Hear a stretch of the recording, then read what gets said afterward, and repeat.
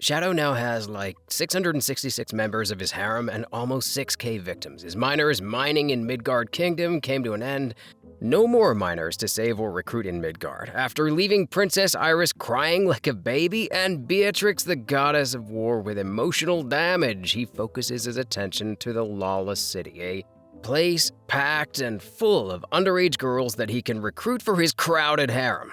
Shadow gathers his beautiful, jaw-dropping miners and discusses the omen of the legendary Red Moon. Something is close to happening, obviously. After Shadow does some OP random, BS talk, the girl army bow in front of him and he tells them that he will take the matter into his own hands and will visit the Lawless City. But this brother cares only about the amount of money he can make there, since his ass is so broke. He's bankrupt. Like, he'll go in there and steal some people's money. He doesn't care.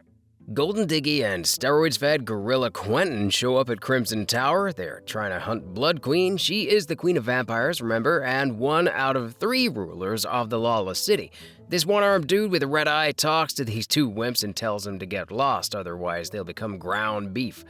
They aren't Blood Queen's guests, neither. Great Warrior's Golden Diggy tells the watchdog that his power level is 4,317.5, oddly specific. The watchdog just smashes their face into the pavement and blows Goldie's levels into the dust.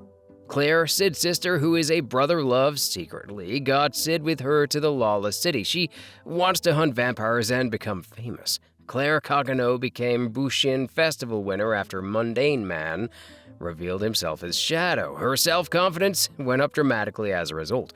Now she wants to hunt vampires and brought her brother Sid to teach him a life lesson. As they walk through the city, this dude offers for sale 2 guys worth the money, and guess what? It's Golden Diggy and Gorilla Quentin, who did end up as ground beef. Claire tells him that she has the pet she needs and she is, into the younger ones. So anyway, Sid gets rid of his brother-loving sister and starts to collect money from people in the street so he can buy Golden Diggy and Quentin as his pets. Nah, just joking. You guys know this brother Sid is into girls. Younger girls, but girls. By the end of the day, he didn't have such a bad side hustle, actually. While thinking what a perfect world for him is Lawless City, he sees 3 guys are beating the crap out of a vampire. The moon turns red, and a wave of magic energy hits the city. The vampire guy gains some serious power and makes a hole into one of the dude's guts, bites one from the neck, transforming him into a zombie vampire. So they're about to suck the blood out of Sid when this crazy red-haired chick slices through them like butter. I am Mary, the ancient vampire hunter. Run if you value your life. And the frenzy has begun. The moon is red. We're running out of time. After this OP crap speech, Sid's feeling super excited, and yeah, he kinda likes it. Anyway, more people are getting bitten throughout the city, and Sid's NPC friends Poe and Skell came to Lawless City as well to lose their virginity. But it seems like instead of busting a nut, they're gonna lose their nuts. Do you get it? Okay, moving on. This girl is dreaming of a cavalier to save her from this miserable place. Then the dude that she slept with turned into a zombie trying to eat her guts. Oh, don't you hate it when that happens? But Shadow separates this guy's head from his shoulders and brings in this stupid BS speech that he copied from Mary, the ancient vampire hunter. Run if you value your life. The frenzy has begun. The moon is red. We're running out of time. Wait, who are you? I am Shadow. Run if you value your life. Anyway, Shadow just recruited 1 more girl for his army. Thank you for my life, Shadow. I owe you one. Yes, you do. Claire is crying over somebody else's body, thinking that it's her brother Sid, confessing her love, when Mary tells her that that's not her brother, it's somebody's random head she's holding onto. Seems like the Blood Queen took Sid as a sacrifice to revive the Queen Elizabeth. She needs virgin young man's blood to revive the vampire's queen, and Claire and Mary pair up to go and save Sid from being sacrificed. At the Night Guild Association place, they are almost ripped apart by zombies, and Shadow slices through them like butter and brings in his crap speech again. Run if you value your life. The frenzy has begun. The moon is red, etc., etc., etc. We're running out of time, man. Come on. This brother likes this OP BS phrase that much, he'll be putting this on repeat almost the whole anime. Just a little disclosure there. At the Crimson Tower, Shadow meets this guy, Juggernaut from X-Men or something. He's some sort of terror ruler or tyrant smashing in without knocking, and Yukime, the nine-tailed fox spirit, we need to keep an eye on this chick because she'll help Shadow to sabotage and steal all the money from his underage minors. Since Shadow helped some of her girls with the zombies in the Pleasure District, hell yeah, why not help them? She'll consider him as a friend. The one-man, one-arm army guy, sensing no power from Shadow, decides to attack him, but poor guy is being left without the only arm he has and also cut into a half a chicken? Wrong guy, dog. The moon is red, pal. The frenzy has begun. We're running out of time. Oh my god. Anyway, looks like the Juggernaut guy, he's been pumping in the gym for real. Shred season. This guy's strong after killing vampire number 3 and vampire number 5 and another lost low-level vampire. He senses Claire and Mary, who try to hide from Mr. Vampire Wrecker, but he dashes at Claire, charging her with a punch in the face, dropping her on the lower level, then slices Mary in two and smashes her in the wall. I thought you'll be better than the other batsmen. Claire stabs this guy in the feet. That's right, the feet. You're a tough chick, I see. You're the first girl to get up after the first punch. You're the second person to hit me in the face ever. Remember, guys, the Viagra boy from the first season, episode 2, when she was in handcuffs? I guess that guy was the first one, and Sid put him in airplane mode because he touched his precious sister. This guy is about to have the same fate, but wait a bit, the Bat Lady has to do some, insane stuff. Claire asks Mary if she's okay and tries to heal her guts, when Mary goes straight for the kiss, stealing Claire's virginity. What are you doing? This heals Mary instantly. She apologizes for sucking her blood. Yeah, apologize for that. I guess Claire won't be a brother lover anymore. Mary charges at the Juggernaut, but this guy is tough. He just ignores her attack and appears behind Claire and is about to do it the third time. But no, not this time, pal. Shadow is there and in an instant dashes in and steps on Juggernaut's blade and smashes a low kick in the face, sending him flying. The frenzy has begun. We're running out of time. The hour of awakening is near. He vanishes. Wait, did he just come here to help us? Mary apologizes for the blood sample she took from Claire, and she tells her that she's okay. She kinda liked it, actually. How sweet. Shadow just found Fort Knox, a room full of gold. He likes the collection of gold that the vampires have in there. Who wouldn't like it? And before the operation final boss battle starts, Shadow makes sure he collects all the gold in the room. Number 1 NPC vampire guy in the building takes Queen Elizabeth's heart and places it into experimental NPC guy number 1. The hour of awakening is near. The frenzy has begun. And before finishing his BS speech, Shadow eradicates this number 1 vampire from the face of the planet. After the dust vanishes, Shadow doesn't see any final boss in there. Disappointed, he decides to go and check out the underground. Maybe there is a boss in there instead. Anyway, after he leaves, Mary and Claire get on top of the tower looking for Sid, and they stumble into the head of the experimental NPC guy number 1. Remember that guy? Suddenly, Claire is hit in the chest by chick Elizabeth with a blood spear. Then she grabs Claire and bites her by the neck. What's up with all these vampire chicks? They all have love for Claire. I mean, I get it, but anyway, moving on. Before Elizabeth sucks all the blood out of Claire, minor girl Beta and class president Rose Oriana, who's number 666 now, save her and slices Elizabeth's head. But that's not good enough because this vampire chick regenerates. I mean, she's a vampire, you know? Shadow Garden girls try to aid Claire, but this chick Elizabeth goes nuts. Beta Girl and her crew is barely standing against her, and as we can see, this is a final boss fight for real. Yukime and Juggernaut join the fun, and Juggernaut tries his signature women face punch. What a guy. But it doesn't work on this chick, he just tickles her with his punches. This vampire chick, Elizabeth, goes God mode and starts to spam everyone with these OP blood spears. Juggernaut seems like he lost a leg after this bloody rain, and this is what you get when you want to punch the face of the final boss. Anyway, chick Elizabeth sucks all their blood to get stronger and looks like she's able to control the blood of the demon, and Claire is about to transform into a rotten blob, but this chick, Aurora, the Witch of Calamity, the one who stole Sid's virginity in Season 1 and ran away, takes over Claire's body and explains that possessed blood and progenitor vampire's blood are both found in her body and now they're trying to adapt inside her. So she explains to Claire some other OP BS stuff, and actually she gets out and possesses Claire, and she fights this chick Elizabeth, and Aurora stops her bloodshots pretending she's the original one and sends them back, slicing chick Elizabeth into 2 chicken nuggets. My chicken nuggies. She regenerates back, and it seems like Aurora is, by stealing Sid's virginity, learning his atomic move, and she tries to perform it on chick Elizabeth, but Claire's body can't handle it, and her arms blow up. She was just buying time for Shadow anyway, so it doesn't matter. The star of the show makes his grand entrance, and with this big, famous speech. Chick Elizabeth attacks Shadow with a massive magical energy. This chick actually is destroying all his golden coins he's collected from the tower.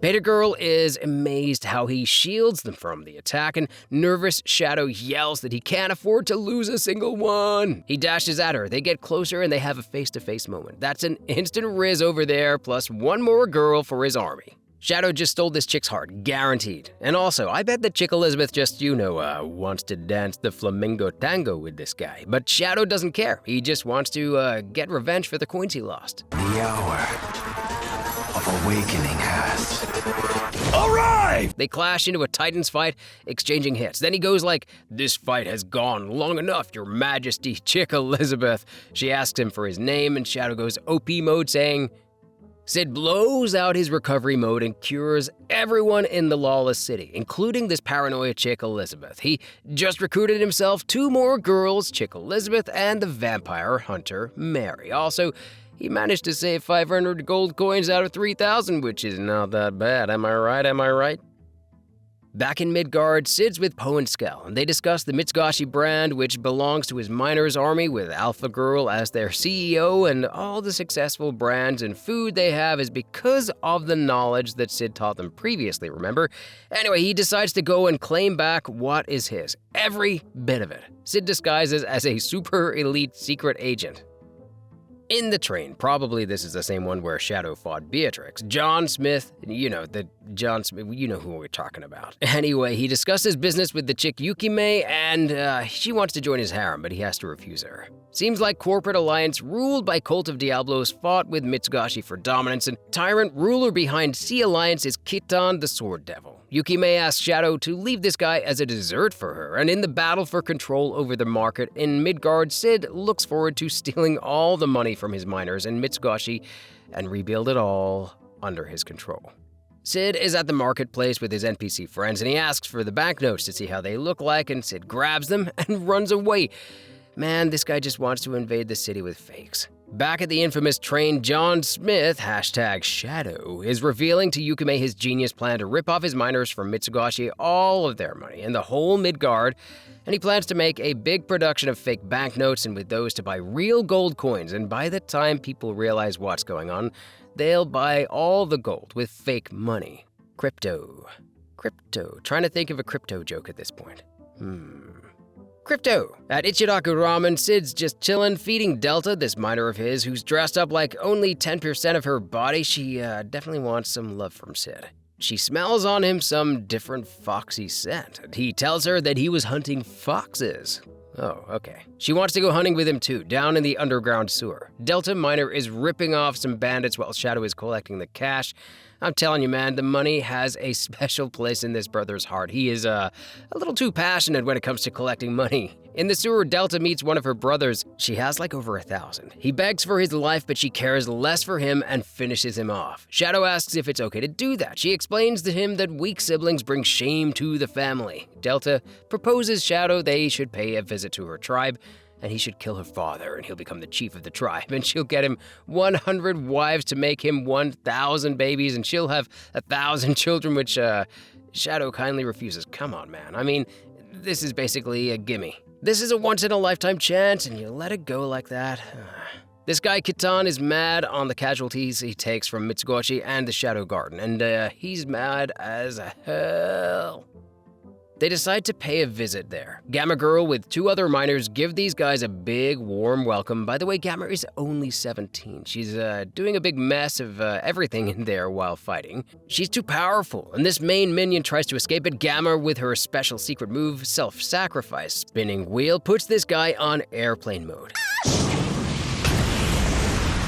This guy Kitan is getting madder by the second. His minions are just sucking. Princess Alexia is doing some training on Sid, showing him how great she is. Sid is playing very well the background character, applauding her. And later that day, they share a meal. Alexia is hoping she's gonna get some love from Sid, but this bro just doesn't care. He just lets her go home. Because he has better plans with Yukime. They meet at Ichiraku Ramen. The production of Fake Money has been completed. This chick Yukime outperformed herself by doing the fakes to look better than the original ones. Class President Rose Oriana with her two teammates, NR664 and NR665, visit the infamous train to check what's going on there, and the great undercover agent John Smith welcomes them on board and asks for their ticket. Since they don't have one, he's forced to tell them to get off the train. They insist on riding, but John Smith, #Shadow, catches the first two miners and ties them with magical thread. Number 666, #Rose Oriana, dashes at J. Smith, but he ties her too and tells his miners they came to their stop and they have to get off the train. This brother doesn't care about his underage miners, he just throws them through the window. I guess money does have a special place in his heart for real. Rose and the others report the incident to Lady Alpha. She sends Delta Girl to take care of that John Smith, that pesky little guy. Delta smashes in like a wrecking ball. This time she is all dressed and ready to go. I guess she wears that bikini outfit for Shadow only. She dashes at John Smith and he stops her with his magical thread. She rages and transforms the roof of the wagon into a junkyard, but J. Smith, #Shadow, traps her and in his usual fashion starts an OPBS speech, but Delta Girl smells Shadow's scent and recognizes him. She is super excited to see the future father of her 100 children. She wants to go back to report to Lady Alpha that she cannot beat John Smith because she wants babies from him. Sid stops her and explains that he is on a super secret mission and she needs to be super hush-hush. Instead, he'll give her a different mission to save the world. Delta makes him the promise that they're gonna make babies if she'll not tell anyone about John Smith and if she accepts the other mission. And then he says, if you go straight, you will find a place called Lawless City, and there is a black tower inside there. There is a big guy called Juggernaut. I want you to hunt him. Okay, straight, lawless, black, big guy, jaga, yeah, jaga dude. Alpha Girl has emotional damage finding out that Delta Miner disappeared and probably was, killed. She decides to pay a visit for herself to John Smith. J. Smith, #Shadow, stays like a menace in the front of the train when Alpha flies on top of his head. Nice to meet you, John Smith. Now goodbye.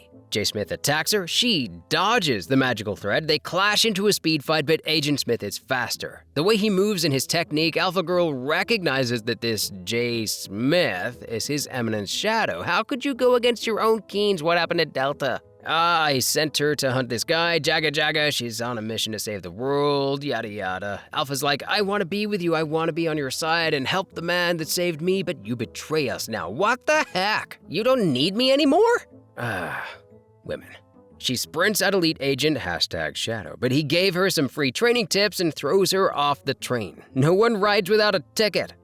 So J. Smith, #Shadow, and Yukime, after buying all the gold in Midgard Kingdom, carefully hide that fortune that they gather for themselves. This chick Yukime, when she was younger, married this guy Kitan. They're happy and, she loved him so much. But one day he went nuts and joined the guys that were giving free Viagra pills, the bad guys that Shadow had been putting offline since the day he came to this world. Anyway, this guy Kitan killed all her family and sliced her in the back. But guess what, guys? Who saved this chick? That's right, the stylish bandit slayer. Imagine this brother Sid saved this minor chick too.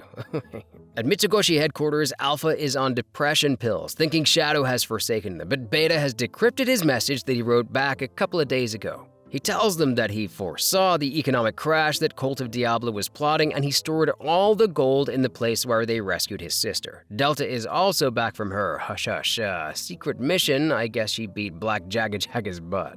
John Smith is having fun beating up all the bad guys that are after his money. But the unthinkable happens. Once he gets to the hideout, all his money is gone. Not a single gold coin left. These chicks that serve Yukime want to tell him that Kitan has got Yukime. But before they finish their sentence, J. Smith assumes that Kitan stole his money as well. That's making him very angry. His heart is broken about that. Kitan, you try to put your greedy hands on something very precious to me, you will pay for that! Anyway, Yukime is actually kicking Kitan's butt, but actually she doesn't want to kill him. This dude takes out the Viagra pill, swallows one, and goes God mode. He slices her again in the back. I guess he just likes to be a little rat like that, always stabbing you when you're turned around. At this moment, he wants to cut her guts out when the infamous John Smith, you know who that guy is, sends this guy flying with a punch in the face, and with this banging boss music, he's standing there like a true menace. #Shadow tells Kitan that he's there because he took something precious from him. Yukime thinks that he's talking about her, but this brother's heart is broken because his money was stolen.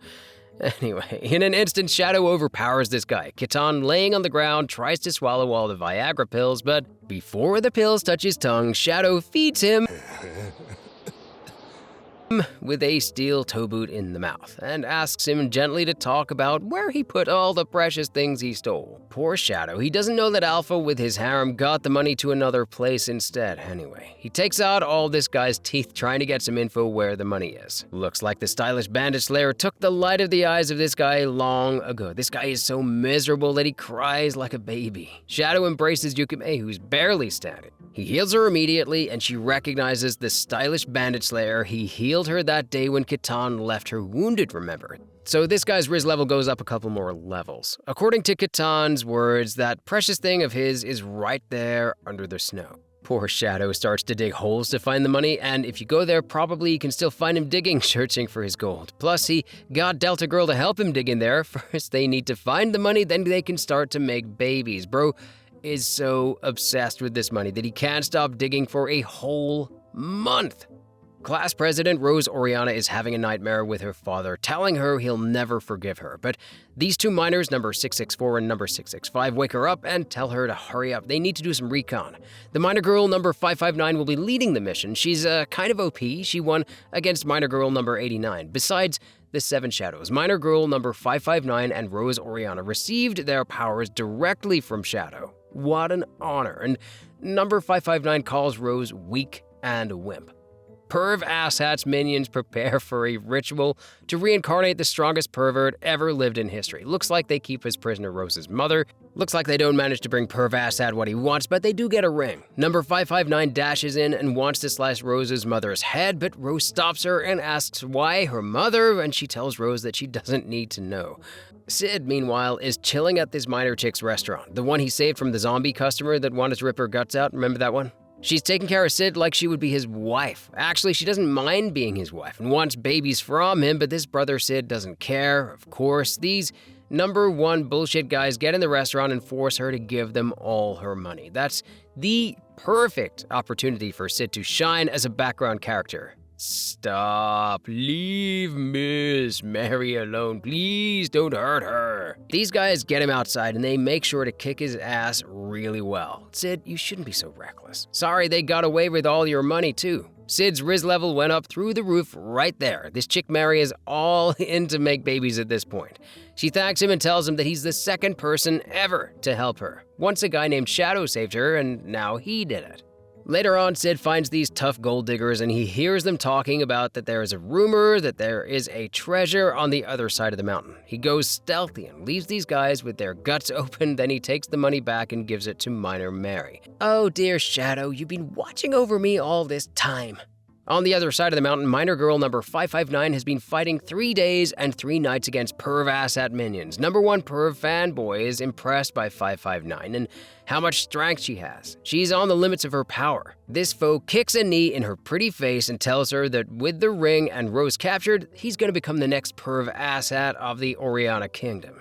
Shadow's standing like a menace in the moonlight though, and I bet this brother came to check the treasure that those losers were talking about, and he accidentally found his Keen's injured fighting perv minions, but he heals number 559's arm using his magic, and this chick instantly puts out of service the number one fanboy, causing a bloody rain. Oh Lord Shadow, you saved me again. It's good to see you. Oh my lord. And he's like, where's the treasure? I mean, are you guys okay? I'm telling you, this brother came for the money in there and accidentally found them and saved them. Honestly, all the miners, he saved them the same way. Out of nowhere, a piece of newspaper falls into his hand and he sees that Rose is getting married with perv asshat. Rose is getting married. That's absurd. I won't allow it. I guess this brother started having feelings for her. Anyway, he rushes to save her. In the capital city, Sid meets with the passionate fan of Big Fake Melons and Big Fake Butts, Epsilon, who wants to infiltrate Perv Asshat's organization by playing the role of the famous pianist and composer, Miss Sharon. Anyway, she takes Sid as her apprentice. Duke Perv Assad doubts Sid to be her apprentice, and he asks Sid to play something to prove to them that he is a true apprentice of the famous Miss Sharon. Easy peasy for this brother Sid, because he used to be a hardcore pianist back in Japan. Actually, he was the one who taught Epsilon Girl to play the piano in the first place. Anyway, after his splendid performance, they're all left deeply impressed. Sid steals their hearts with his magnificent playing. He also steals all their jewels. This brother Sid is a big fan of expensive things. He scans Perv Assad and finds the ring they summoned back there in the mountains. Sid uses his magical thread to steal it, and I guess he's ready to propose to Rose Oriana now and make babies. Am I right? Class President Rose is in her room where she is kept prisoner. So suddenly she sees her beloved king, Sid, climbing onto the balcony. "Oh, Sid, you're here. I missed you." "I missed you too, sweet Rose. I'm here to tell you something. Let's make babies." "I knew it. I got the ring. We can be happy forever. I want to talk to you about your impending marriage." "There's nothing to talk about. I love Perv Assad and I want to be with him." "Lies. Please think about the day when you fell in love with me. You told me that you're going to be a fighter." And with some other overpowered BS stuff, like some special speech Sid comes up with, he tries to convince her to fight for her dreams. Rose asks him to forget about her and find a different miner to propose to. "I can't, Rose, I need you." "Goodbye, Sid. All I want is to marry Perv Assad." Oh, come on. Sid is spying at the balcony only to find out that this Perv Assad guy is blackmailing Rose, forcing her to marry him if he will not kill her mother. I knew it! Then this mysterious figure warns Perv to stick to the plan and make no mistakes and marry Rose to get access to the Black Rose. So Sid's trying to save Rose's mother, only to find out that her mother is another Perv lover. Hey, that rhymes. They passionately kiss and talk about killing Rose after he marries her and gets access to the Black Rose. Shadow pays a visit back to Rose and she thinks that he came to kill her for she betrayed him. He tells her to follow him, however. He'll show her the truth. Rose sees her mother doing the unholy thing with Perv Assad.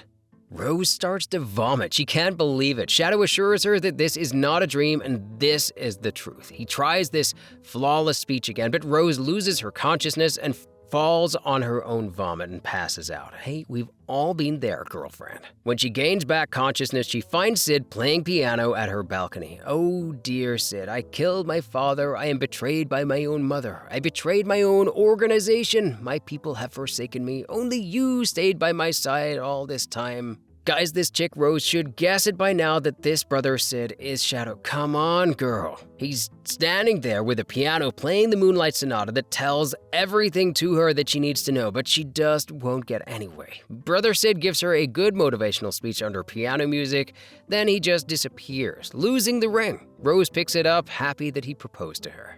At the wedding day, Sid is playing the organ. The priest asks Perv Assad if he wants to marry her. This guy says yes, obviously, but hold on, the things are about to heat up. Perv Assad is about to have some emotional damage. When Rose is asked if she wants to marry this Perv Assad, she refuses. Ridiculous, how dare you say that? Duke Perv Assad, I pronounce you're guilty of betraying the kingdom and you were manipulating my father, the king.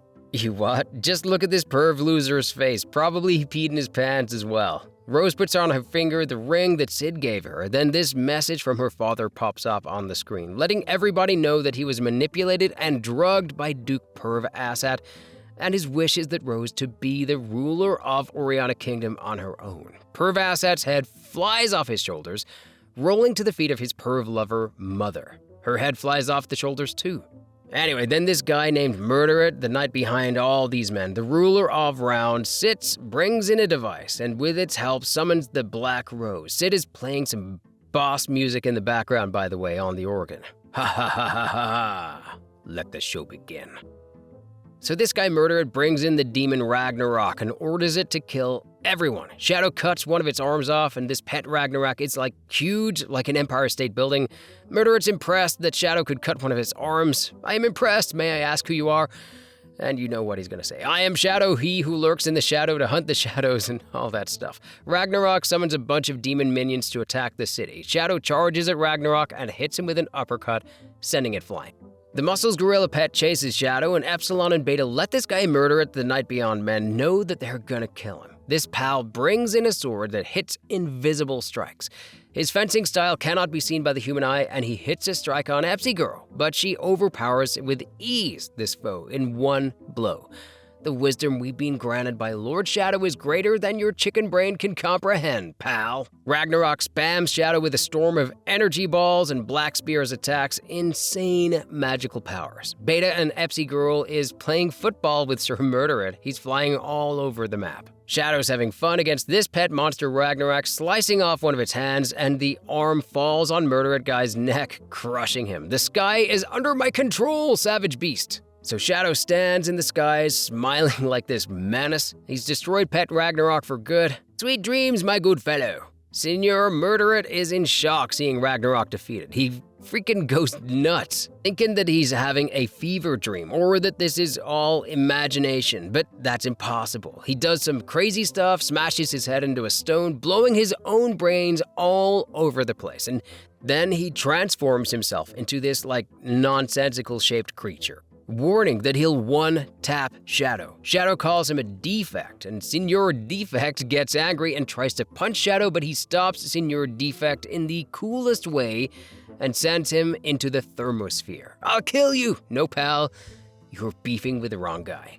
So anyway, Shadow then explains to him the fusion of protons and neutrons, chain reactions, and all that good atomic power stuff. And Mr. Defect is so confused, he's like, what BS is that? Then Shadow activates his nuclear spell and decides to erase Mr. Defect Murderit from the face of the planet. Shadow goes like, I am atomic.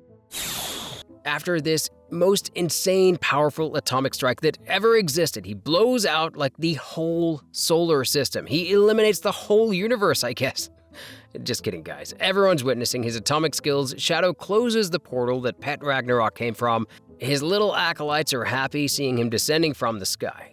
Then this portal opens behind him and he extends his arm towards the middle of the portal and gets sucked into it. His minor girls are obviously left with their hearts broken. On the other side, in the modern world, the girl Akane Nishi still thinks about Shadow. This chick goes for a walk in the middle of the night. There's a post-apocalyptic world back in the real world. She's walking in the street, and guess what, guys? The same outdated gangsters from Season 1 that Sid crashed their balls and dreams kidnap her again. I mean, I guess now they're not that outdated. They went through some modern optimization and got themselves a new cool look, and they sort of look like RoboCops, I guess. Anyway, the military guy goes nuts and grabs Akane from the neck, trying to choke her. And at this moment, footsteps are heard on the roof. Their RoboCop balls start to shake. Shadow dashes in like a menace, making a spectacular entrance, and military RoboCop is happy to see the stylish Bandit Slayer again. He charges at Shadow, but Shadow puts the mini RoboCop out of service after a couple of uppercuts. Rest in peace, my guy. The next RoboCop in line goes like, who the heck are you? My name is Shadow, he who lurks in the shadow in order to hunt the shadows. Akane is rizzed instantly right there. Anyway, guys, thanks for watching. I hope the developers are gonna bring the 3rd season soon, and till then, make sure to like and subscribe to the channel.